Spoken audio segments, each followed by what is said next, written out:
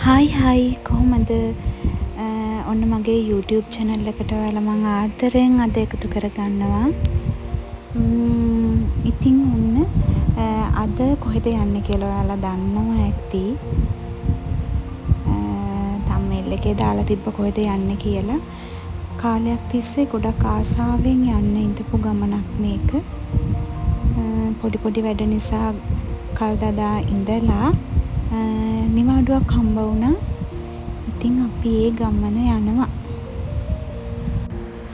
උදෙන්ම පිටත් වෙන්න හිතුවත් අපිට අපි හිතුව ටයිම් එකට නම් යන්න බැරි වුණා. උදේට කෑම කාලා අපි ඉතින් ගෙදරින් කෑම කාලා පිටත් වෙද්දි චුට්ටක් වෙලාව ගියා.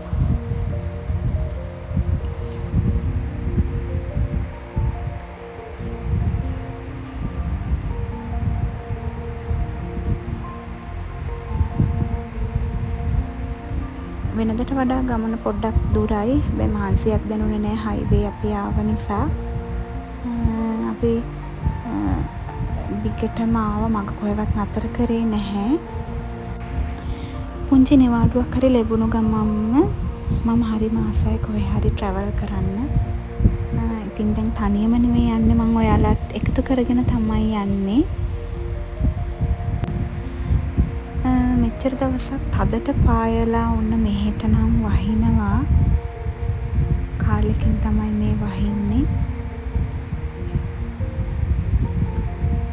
පොඩ්ඩක් මේ පාර නම් ට්‍රැෆික් එක තියෙනවා. මෙන්න මේ තමයි විශේෂ තැනක්. මේ කරුණායක එයාපෝට් එක තමයි මෙතන මේ තියෙන්නේ.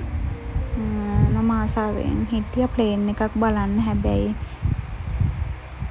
දකින්න තිබ්බේ නම් නැහැ. ඔන්න චූටි බඩගින්නක් ඇවිල්ලා මම වඩේ කරත්තයක් ළඟ නතර කරා වඩේ ගන්න. ඊට පස්සේ වඩෙත් අරගෙන ආයෙත් අපි යනවා. හරිම ලස්සන තැනකින් මේ අපි යන්නේ. බීච් රෝඩ් එකේ දිගටම බීච් එක තමයි පේන්න තියෙන්නේ. හරිම නිදහසේ පාර. වාහන අඩුයි, නිදහසේ අපිට යන්න පුළුවන්.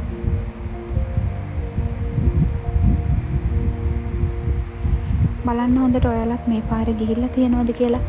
මම නම් මේ පාරේ ගිහිල්ලා නැහැ. ෆස්ට් ටයිම් තමයි මේ පාරේ යන්නේ. හරිම ලස්සනයි ඇත්තටම. බීච් එක ළඟින්ම තමයි අපිට යන්න තියෙන්නේ.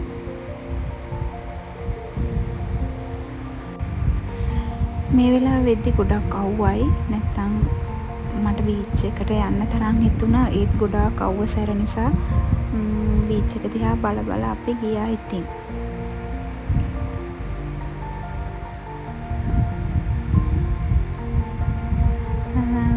අර පේන්නේ ඇත්තටම අපි යන තැන අනුරාධපුර රුවන්වැලි සෑය තමයි ඒ දැක්කේ. මම ගොඩාක් ආස තැනක් තමයි මේ යන්න. කොච්චර ගියත් ආයෙත් යන්න හිතන තැනක් තමයි. අපිට මේ පුදුබිමට ඇතුල් වෙද්දිම හිතට පුදුමාකාර සැනසීමක් ආසාවක් තමයි හිතෙන්නේ. යන්න ගිහිල්ලා විශේෂයෙන්ම ලොකුවට අපිට බලන්න දෙයක් නැති වුණත් රුවන්වැලි සෑය ශ්‍රී මහා බෝධිය කියන්නේ අපිට එතන මට නම් ඇත්තටම ඉන්න හිතෙනවා. ඉඳගෙන මට වෙලාව යනවා දැනෙන්නේවත් නැහැ.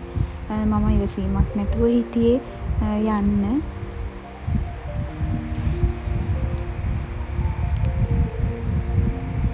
ඔන්න ඉතින් අපි දැන් රුවන්වැලි සෑය ළඟට ළඟා වුණා. අපි ගිහින් බලමු නේද? ඔයාලත් එන්න මාත් එක්ක යන්න. හරිම නිස්කලංක පරිසරයක් තමයි තියෙන්නේ. හිතට පුදුමාකාර සැනසීමක් තියෙන්නේ. කොච්චර අපි ගිහිල්ලා තිබ්බත් ආයෙත් අලුතෙන් යද්දි පුදුමාකාර හැඟීමක්, අලුත් හැඟීමක් තමයි හිතට දැනෙන්නේ. ඉතින් අපි මල් අරගෙන රුවන්වැලි සෑය ළඟට තමයි මේ යන්නේ.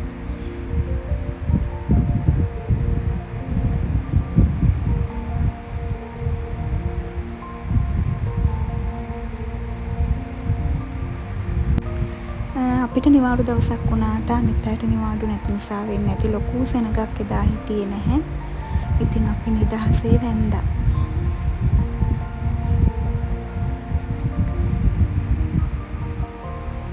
චෛත්‍ය වටේ යද්දි ඇත්තටම පුදුමාකාර හිතට කියා ගන්න බැරි හැඟීමක් තමයි දැනෙන්නේ. ලොකු අවුව සැර වෙලාවක් ඒ වෙලාව. හැබැයි දැනුන්නේ නැහැ හැම.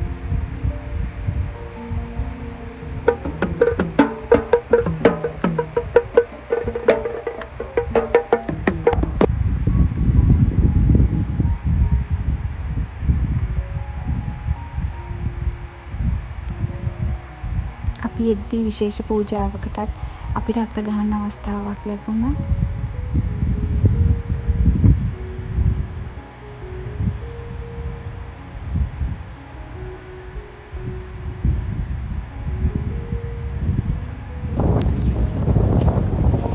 ඔන්න ඉතින් අපි දැන් යන්නේ ශ්‍රී මහා බෝධිය ළඟට.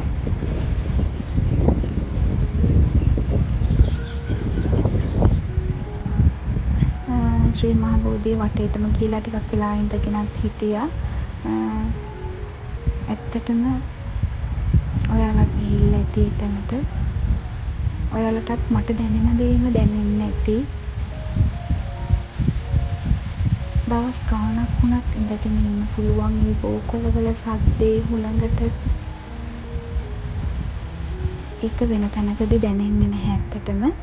මේ තමයි මම ඔයාලට පෙන්නන්නේ මේ දැන් ශ්‍රී මහා බෝධියේ මෙන්න මේ පේන කොටස තමයි ශ්‍රී මහා බෝධියේ ඇත්තම ශාඛාව. අනිත් අනුශාඛා තමයි තියෙන්නේ. ආරක්ෂාවට හැදිච්ච බෝගස් තමයි වටේ තිබුණේ. ඉතින් අපි වැඳ පුදාගෙන ආයෙත් යනවා මේ. අපි ওই විදියට දැන් ගෙදරින් තමයි පිටත් වෙලා ඉන්නේ. ඒතකොට ලස්සන තොල පාරක් හම්බ වුණා. අපිට ඉතින් එතනින් යන්න හිතුනේ නැහැ නාන්නේ නැතුව. අපි ඒ සීතල වතුර නාගත්ත හරිම නිස්කලංක තැනක් එතන. පොඩි හරි මහන්සියක් තිබ්බනම් ඇත්තටම අපිට නැති වුණා. ඉතින් අපේ අනුරාධපුර ගමන ওই විදියට තමයි නිමා වුණේ. මං හිතනවා ඔයාලත් ආස වෙයි කියලා මේ වීඩියෝ එකට. මොකද හිතුණ කියලා ඔයාලා කමෙන්ට් එකක් දාන්න. ඉතින් අපි ආයෙත් ලස්සන වීඩියෝ එකකින් මේ වගේ හම්බ වෙමු. එතකන් ඔයාලා බලන් ඉන්න මං ආයෙ මොන වගේ වීඩියෝ එකක්ද ගේන්නේ කියලා. මම ආයෙ ලස්සන වීඩියෝ එකකින් ඔයාලා හම්බෙන්නම්. එහෙනම් බයි.